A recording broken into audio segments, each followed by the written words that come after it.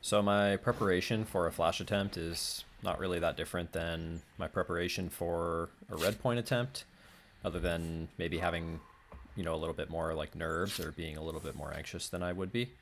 But otherwise, the process is pretty much the same. So I got the camera going. I had my headphones in on this day because there were some people at the trailhead making some noise, and I just wanted to feel focused. So I had music on my headphones. But I always like start the camera, go put my shoes on. I really try not to walk off the pads with my shoes on unless I'm walking on rock. Like if I'm going to walk on dirt or plants, I'll really try to avoid doing that with my climbing shoes just to try to keep the pads clean and to try to keep my climbing shoes from getting, dirty or having dirt like pushed, like smeared into the rubber where it's stippled, I think can be bad for the shoes. So in my prep here, you can see I'm like setting up a tick mark, just making sure that my tick marks are like where I want them. Flash attempts are one time where I feel like tick marks are very super valuable because you haven't learned the positions yet. You don't know exactly where your head's going to be. But I do always try to like get up close to the boulder and put my head where it'll be for the move so that I kind of know what the hold's going to look like when I'm on the wall. Just because things look a lot different when you're actually climbing than they do when you stand back. So I made sure that all the holds I thought would be kind of blind and like the footholds that I thought were kind of particular had tick marks on them. And then I do the thing that I do before every attempt, which is I sat down and I fully visualized the climb, all the hand moves, all the foot moves. And even though I had like a few options in mind for one of the moves in particular, I still just kind of move through that section with like, I don't have clarity in my mind, but I do have confidence. So I don't know exactly what method I'm going to use, but I know that I'm going to arrive at that hold and I know where my foot options are, kind of regardless of which beta I use. So it's kind of okay for your visualization to have space in it like that, as long as you take it from the bottom to the top. I think that that really does matter because it increases your confidence in the whole process. If you stop at that decision point where you're not sure about your beta, then that's probably where your performance is going to stop too. You're going to stall out there. Moving fluidly through that section of the climb is pretty important. So the last second there, I kind of adjust the pad. I've just been cooling my hands and resting, and then I'll get ready to go.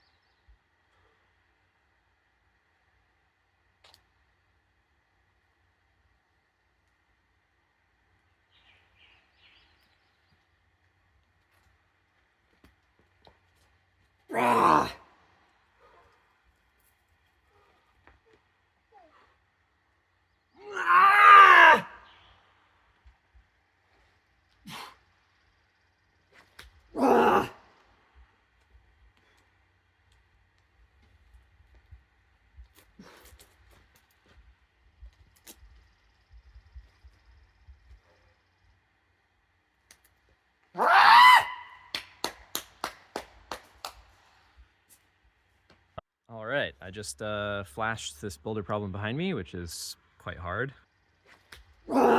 So, pretty stoked right now. No fucking way, dude.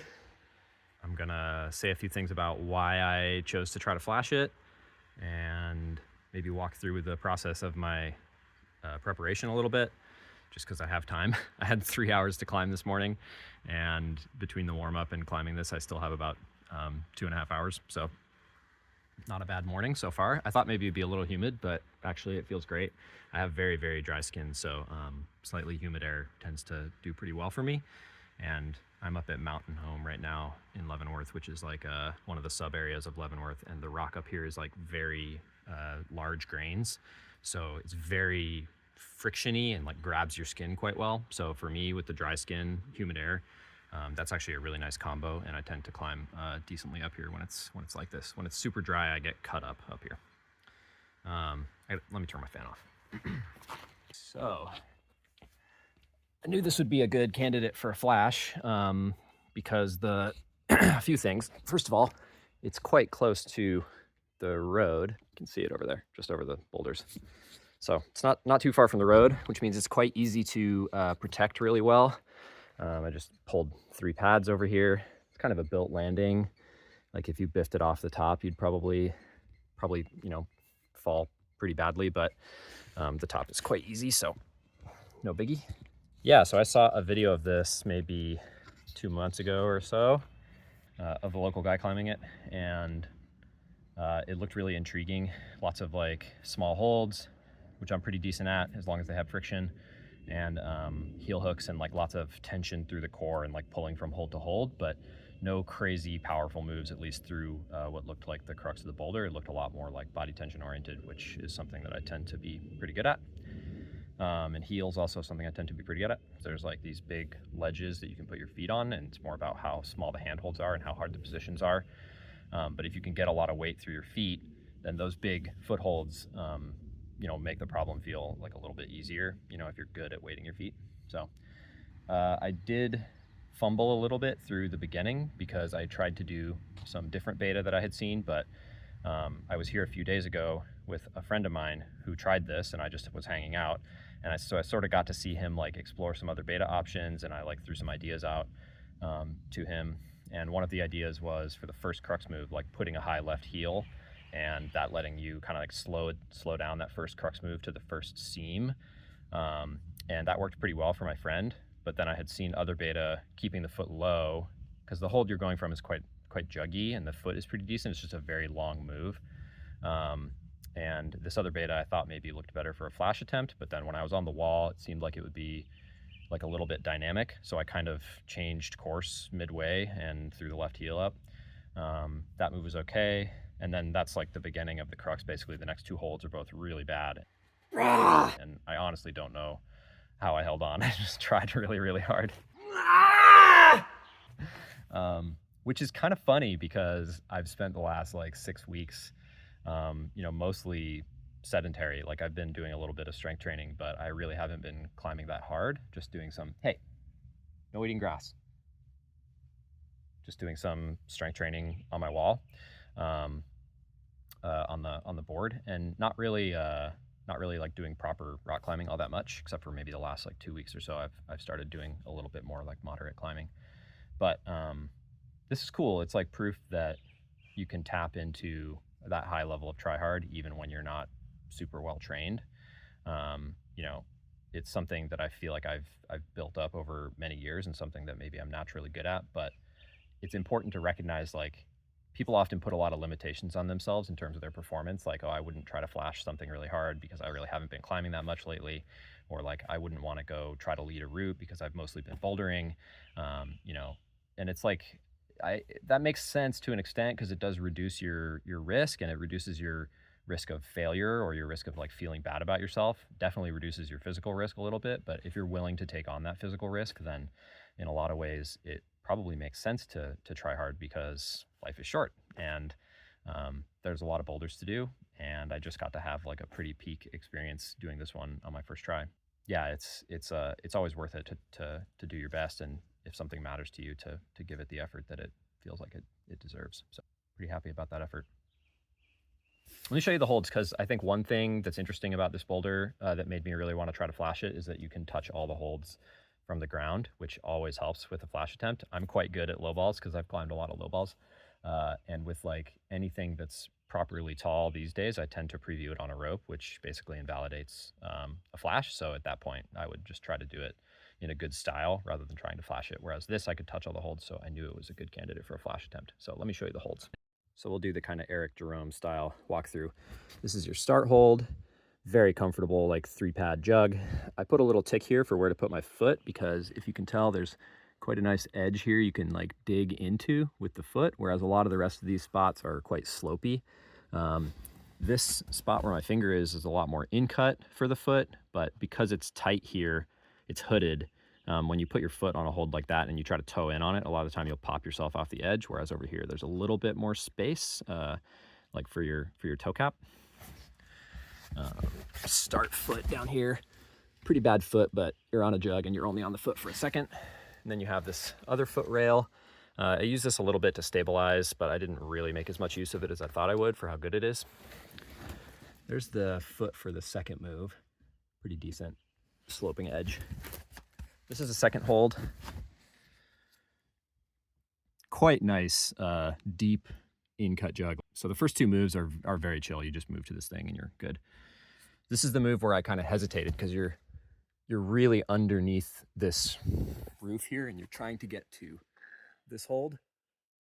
My finger's still sore. I'm trying to get to this hold. I did a pointer tick. And I got really aggressive on it, which was quite hard on the pointer finger. But it's a big move around this bulge, so what I wound up doing was putting my heel up here. It's not a great heel. You can see it's kind of like shallow, but it does lock in quite well, heel toe cam. And because the wall is so steep here, you can really like rudder flag your right leg down underneath and like just pull hard on the jug to stabilize, even though the heel's not great, because you don't need to keep that heel for the next move. So you can just keep pulling through the jug to stay stable. Like if this hold was worse, or if the next move was something different where you had to keep that left heel on, it probably wouldn't be as good of beta, just because, you know, it seems like it's gonna pop, but because you immediately take it back out and do something else over here to the right, it doesn't really matter as much. Okay, next hold. There's some beta where you pause on this hold, this little 2-finger pocket. It's pretty sick, but I eschewed that. Instead went to this 3-finger pocket. I mean, these holds are just, I don't know if you can tell, but these holds are fucking amazing for granite. Like, granite just does not make scooped 3-finger pockets like that very often, but you can tell it's natural. It's pretty amazing. So next move, probably the crux. Oops, don't eat shit. Probably the crux is coming in left hand to this crimp edge. It's quite in-cut. Some people match this whole rail. I just hit it on the left where it's the best. The right side's not quite as good. So this was kind of a center tick because it's hard to see and quite a fast move, but yeah, decent half pad-ish edge. And again, I chose to full crimp this one too.